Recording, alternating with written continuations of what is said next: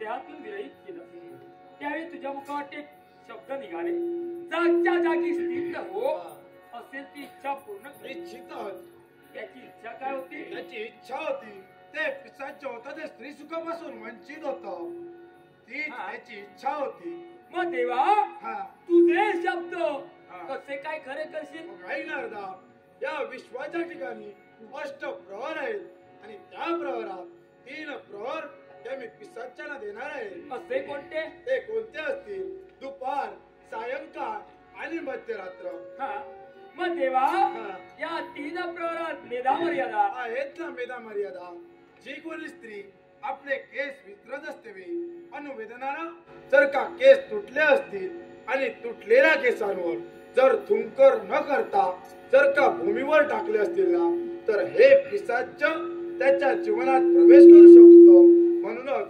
तुटलेल्या केसांवर थुंकर करूनच टाकावे एवढंच नव्हे जी कोणी व्यक्ती अन्न किंवा खाऊ भक्षण करत असेल ना तर ते अन्न किंवा खाऊ जर का भूमीवर पडलं असेल आणि पडलेलं खाऊ जर का पुनश्च भक्षण करण्यासाठी ती व्यक्ती तत्पर करत असेल ना तर हे पिशाच त्याच्या जीवनात प्रवेश करू शकतो म्हणूनच पडलेलं अन्न किंवा खाऊ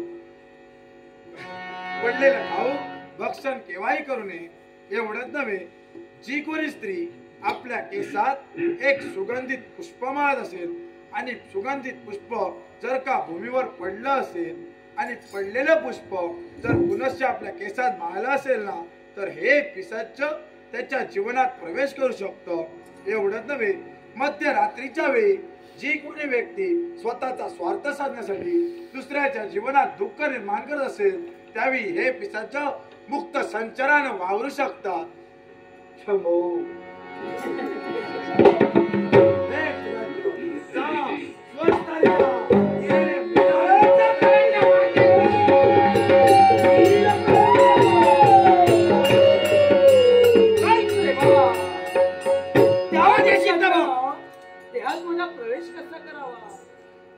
मुळाशी कारण आहे ते पिशाच होतं ना ते स्त्री सुखापासून वंचित होतो इच्छा परिपूर्ण करण्यासाठी त्याने त्याच्या तुझ्या जीवनात प्रवेश केला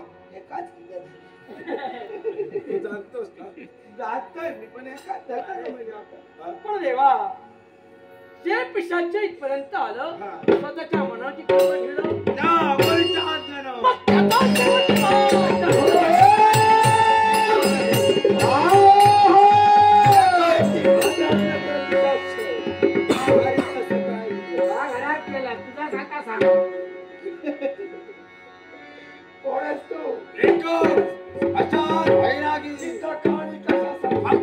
रक्षणाकरिता